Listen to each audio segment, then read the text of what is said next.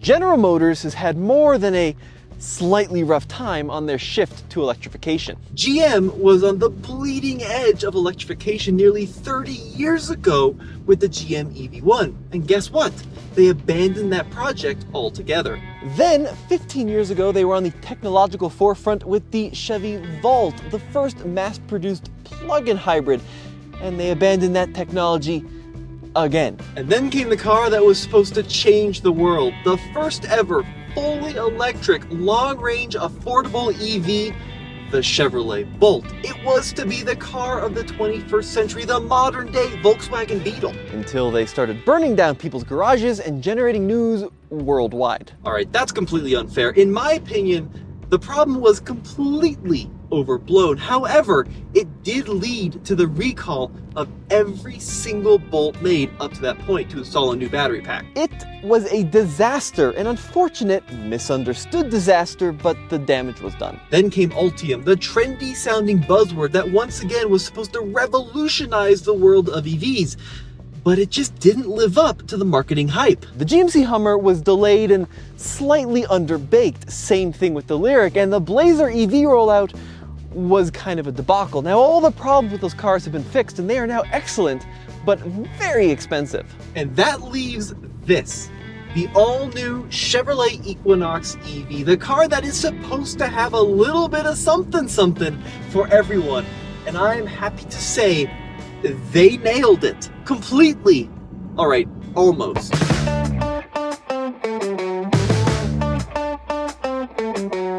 The Equinox name has been around for years, lots and lots and lots of years, and for a long time the gasoline Equinox was kind of dumpy looking. I mean, the new one is pretty good, it's kind of aggressive and angular, but the old ones weren't great. However, the first ever electric Equinox, I think they kind of nailed right out of the gate. This is a really cool looking car. Even if you don't get like the sporty RS model, this 2LT looks pretty sporty. Check out the front end here. Now this is that bright red. I love that they offer a red when companies like Volkswagen offer 50 shades of gray with the ID4. This is a cool color, and I hate to admit it, kind of like this faux carbon look across the front end, and it's really hard to tell where the headlights are. So we've got the daytime running light up here, and then the headlights are itty bitty. They're able to use LED technology and make them really small on the front end here. I think they really nailed this look. For a while there, car companies didn't really know what to do with EVs, and they sort of needed some air in the front end, but they didn't need a full grille. But they've got a lot going on with the Chevrolet, and I all think it works pretty well. Now, the wheels are also pretty cool. Obviously, very much an aerodynamic design with these covers that try to minimize the space for air to get trapped. But we're looking at a 245/55 R19 tire wrapped around this kind of two-tone wheel look. I think it looks pretty good. I could do without the chrome along the side, a little bit too much there, not only along the belt line and then along the bottom portion of the car. The chrome on this is a little old man-y. It would look so much better if they just blacked it out. We do have a nice set of roof rails up here. The only thing I really don't like about the design overall are the door handles, which are just dumb. I understand that maybe the hideaway door handles help with fuel efficiency or EPA efficiency a little bit, electrification efficiency a little bit, but they just are cumbersome to use. Even when they're popped out, that doesn't necessarily mean that the door is unlocked. It's just kind of a mess. And then coming out back, once again, pretty cool. It's got a little bit of a notch here. You got a spoiler back here, and then that rear end looks fantastic with this red bar that makes its way across the back, but it's not just continuous. It actually has these little streaks in it. Here, let me get that fired up again so you can see what I'm talking about. Come on, running lights. Come on, show me what you got. There it goes, fades on. So it actually has these little streaks that fade into the one big bar. So really cool looking car overall. I think they nailed it from a design standpoint. I think it looks better than something like a Tesla Model Y, which is looking a little frumpy now. EV6 is a little busy. Ioniq 5 still looks fantastic. And ID4 doesn't look nearly as good as this. I think Equinox is pretty on point.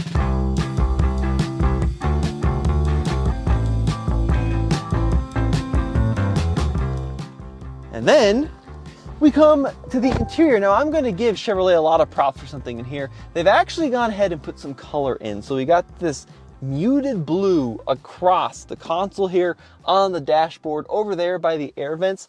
Videographer Alex hates it. I think it looks pretty cool. It's a little flash of color and would otherwise be a very black interior, so I'm going to give them some props on that. And the interior design is also pretty dynamic. The air vents have this really aeronautic look to them.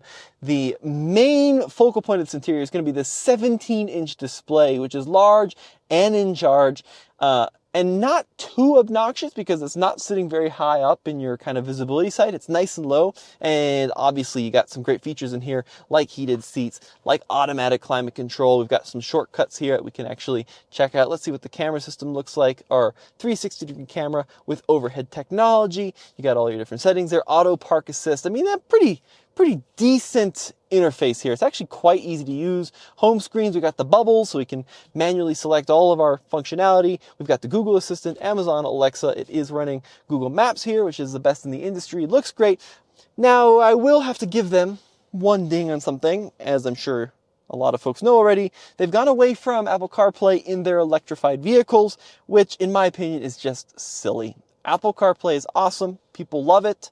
Why not give something to people that they love instead of trying to force people to use your own operating system? Even though it's pretty good, it really should have CarPlay. So I'm going to give them a ding on that. But that 17-inch screen looks good. Same thing with this 11-inch screen here. You've got your music information. We got some Hall & Oates on the radio today. We've got, our gauge cluster. We've got some other panels that are configurable. And then the steering wheel leather wrapped with Super Cruise, best in the industry, decent sized stocks here. And even at 6 feet tall, I've got tons of headroom. It doesn't feel that claustrophobic in here. The belt line is a little high, so visibility isn't great, especially forward visibility. Knowing where that front end is can be challenging, but the seats are comfortable. Power adjustability in this model here. Couple of USB-C ports, and then if we look in the center console, it's actually quite small, but nice and deep, so you can fit some items in there as well. Now, the back seat is a big surprise in this vehicle because it feels equally as roomy, if not more roomy, than the Equinox's big brother, the Blazer EV.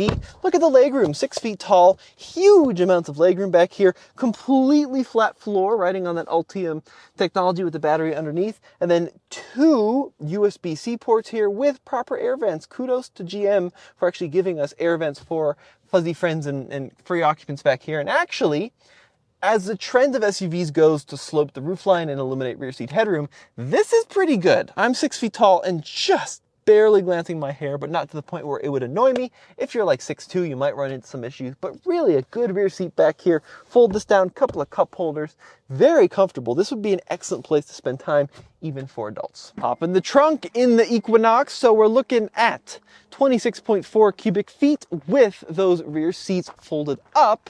And let's check out the folding mechanism. We're going to increase that to 57.2 when we fold down both rear seats. And you'll also notice that is a flat loading area as well. So if you did want to do some camping or load longer items in there, you're not going to have to deal with a lip. And then if we lift up here, we can see quite a large cubby underneath the cargo area in the Blazer EV. No spare tire. We do have a tire inflation kit. And then let's check out the included EVSC to see what that looks like. So this is the charger that comes with the Blazer EV, which is kind of a nice feature given that Tesla doesn't provide them anymore. And this is awesome. This is a big deal. So we've got that Ultium charger. Looks pretty sleek, but the cool part about this is they give you both 120 and 240 volt adapters. So you don't have to go out and buy your own charger. As long as you got a 240 volt plug in your house, you can just use this Ultium piece of technology. And speaking of that technology, by the way, the Blazer EV can charge up to 11.5 kilowatts on AC, which is nice and juicy. DC charge rate, less so, tops out at about 150. And when you consider a lot of vehicles in this class now do over 200, that's a little bit on the slower side. I think they say like 70 miles of range added in 10 minutes. It's not as great as what Hyundai and Kia can do, that's for sure. And then this is an 85 and a bit kilowatt hour battery. Driving the Equinox EV. Folks, they nailed this driving experience. They did such a good job. You can tell they learned a lot from Tesla, some from the Koreans, and a little bit from everybody else, and combined it into one car that drives absolutely fantastic. I love the way this car drives, and it's down to the details. When you get into this car, you don't need to push a start button. You just hop in, put your foot on the brake, car is ready to go. As Tesla has been doing for years, Chevrolet took inspiration from that, and it works really, really well. Horsepower, you get right around 220 in the front-wheel drive Equinox EV, This model has 300. Chevrolet claims 0 to 60 in just under 6 seconds, and it boogies. This is more power than anybody would realistically ever need. I mean, it doesn't feel like a Model Y Performance or an EV6 GT or an Ioniq 5N, definitely not. But you put that skinny pedal to the floor, and it does rocket itself forward quite nicely. And then when you go to slow down, it's got a true one-pedal driving system with multiple one-pedal modes. And let me tell you what, folks, when you put it in the high one-pedal mode, it's even too much slow-down force for me. I don't like that setting. I actually dial it down a little bit. That's how much force a one-pedal mode gives you in this car. The steering in this car is quite nicely weighted as well, and if you hate steering your own car, well, you can get this car with Super Cruise, which is the best hands-free technology in the industry. Of course, it only works on pre-mapped highways, but when you're on one, and trust me, there are a lot of them, it's a hands-off system. It's in my opinion the best. It's very sure-footed, never feels like it's wandering, never feels like you're gonna die like some other systems. Blue Cruise, no offense for it, but you gotta give that one a little bit more work in my opinion. Yeah, the Super Cruise system is great. Only catch there is it is subscription. Darn you, Chevrolet, I hate subscription models, but it is what it is. And look, the ride is nice. It's pretty soft. It's not sporty, although if you do tackle a mountain road, it feels okay. It's not a performance car. It's not trying to be, but it's super well dialed in. No squeaks, no rattles. Feels like a fairly well-made product. I'm overall pretty impressed with what Chevrolet has done with this car for driving experience. And then we need to talk about the range.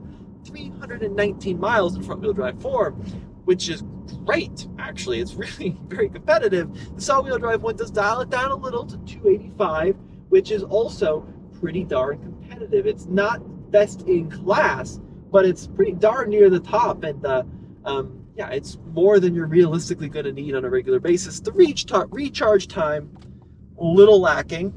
150 kilowatt peak DC charge rate could be a little bit better. But if you need an occasional road trip, it's better than the Bolt, which had 50. It was terrible. It's not a Hummer that has 350, but it still is pretty good. It's a well-sorted product. I felt like, especially with the Hummer and maybe a little bit the Lyriq when they launched, they could have used some more time finishing the details. This Equinox EV feels like it's a product ready to go right off the bat, and I hope I don't have to eat my words with that with some other massive battery recall. Don't let me down, Chevy. I just said something very nice about you. Let's keep those recalls to a minimum, huh?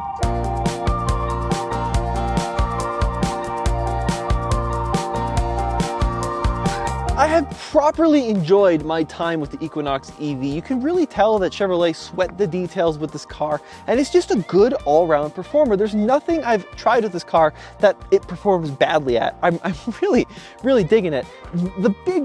The big thing with this car, though, is the price. So when Chevrolet teased this car a while back, the big news was that $34,000 MSRP. That model still isn't available. And realistically, all the Equinoxes I've seen on dealer lots are gonna be mid-40s. This one has configured stickers at over $49,000. And in the real world, dealers are marking down Blazer EVs to well into the low $40,000 territory, and it's kind of a tough call at that point. Why not just get the slightly larger Blazer EV? The good news is, however, this Equinox does qualify for the $7,500 tax credit as it is made in North America. It's actually manufactured in Mexico. So the car is great, but if, you know, in the real world, the Blazer is the same price, I might just go for the Blazer EV because that's a slightly more dynamic car with even cooler looks. Let me know what you guys think in the comment section below. Thank you so much for watching this video, and head over to alltfl.com for more news, views, and real world reviews.